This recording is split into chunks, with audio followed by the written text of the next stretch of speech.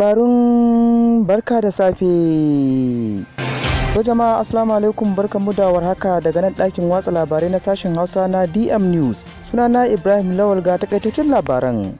Barkanmu da kasancewa a wannan rana ta Alhamis 19 ga watan Shawwal 1442 jiran manzo Allah sallallahu alaihi wasallam daga birnin Makka zuwa birnin Madinatul Munawwara, wanda ya daidai da 20 ga watan Mayun shekara ta 2021. To ga kanin labarun. Za ku ji cewar an kusan cimma matsaya kan yarjejeniyar nukiliyar Iran. Kamfanin sumfurin jirgin sama na Najeriya zai fara aiki a shekara ta 2022. Hukumar NDLEA ta kama mota dauke da kwayoyin tramol miliyan 5. An fara safarar kananan yara don noman kwakwa a Ivory Coast. Daga ƙarshe za ku ji cewar Isra'ila da Hamas sun musanta cimma yarjejeniyar tsagaita wuta. To ga cikakkun labaran dalla-dalla. An kusa cimma matsaya kan yarjejeniyar nukiliyar Iran. An kammala tattaunawa kan kokarin farfado da yarjejeniyar nukiliyar Iran ta shekara 2015 a Vienna, inda mahalarta taron suka ce an samu ci gaba sosai.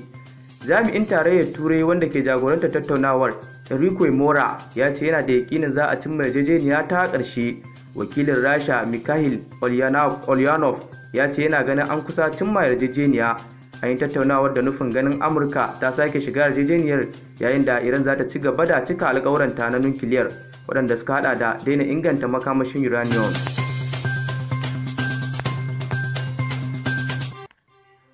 Kamfanin sufurin jirgin sama na Najeriya zai fara aiki a shekara ta 2022. Ministan sufurin jiragen sama a Najeriya Hadi Zirka ya ce sabon kamfanin sufurin jirgin sama na kasar zai fara aiki nan da farkon shekarar ta 2022. Sun ambato ministan na bayyana rahotanni sun ambato ministan na bayyana haka ne a jiya Laraba, yayin da yake amsa tambayoyin manema labarai jim kaɗan bayan kammala taron majalisar zartarwa wanda mataimakin shugaban ƙasa Yemi Osinbajo ya jagoranta. A shekarar nan ta 2021 za mu yi ƙoƙarin yin duk abin da ya kamata. Muna sa ran mu fara zirga-zirga a cikin wata 4 na farkon shekara ta 2022, inji ministan. Ya ƙara da cewar annobar corona ita ce ta jawo jinkiri game da ƙarasa aikin buɗe kamfanin da kuma fara zirga-zirgarsa. Yana mai cewa har zuwa yanzu gwamnati ta dukufa wajen yin hakan. Sirika ya ce ma'aikatarsa za ta miƙa daftari ga masu ruwa da tsaki nan ba da jimawa ba, nan da mako 2. A wannan shekarar ne aka tsara jirgin zai fara aiki, a cewar Hadi Sirka. Hukumar NDLEA ta kama mota dauke da kwayoyin tramol. Jami'an hukumar yaƙi da sha da fataucin miyagun kwayoyi ta NDLEA sun kama wata kwantena makare da kwayoyin tramol miliyan 5 da nauyinsu ya kai kilogram 2,498.2 a tashar jirgin ruwa ta Onne a Fatakwal, jihar Rivers. Hukumar ta ce baya ga wannan ta kwace kilogram 218.6 a jihohin Adamawa da Ondo. Wata sanarwa da mai magana da yawun NDAL Femi Babafemi ya fitar ranar Laraba ta ce yunkurinta na hana shiga da miyagun kwayoyi ne ya haifar da wannan nasarar. Ya bayyana cewa kwace kwayoyin da aka ɓoye cikin kwalaye 1,387 ya biyo bayan binciken haɗin gwiwar da hukumar ta yi tare da haɗin gwiwar jami'an hukumar hana fasakwabri. Ana safarar ƙananan yara don noman kwakwa a Ivory Coast. 'Yan sanda a Ivory Coast sun ce kimanin mutum 22 aka kulle saboda yin safarar ƙananan yara domin yin noman kwakwa. An yankewa 5 daga cikinsu hukuncin shekara 20 a gidan yari, yayin da sauran kuma za su shafa shekara 5 a kulle. An kama su ne a farkon watan nan, inda kuma aka kubutar da yara kusan 70 daga hannunsu. Kusan mutum miliyan 6 ne ke aiki a gonakin kwakwa da ke kasar. Wani bincike da aka yi a baya-bayan nan ya bayyana cewa kimanin 800 na ma'aikatan yara ne, kuma galibinsu sun fito ne daga makwabtan kasashen kamar Mali da Burkina Faso.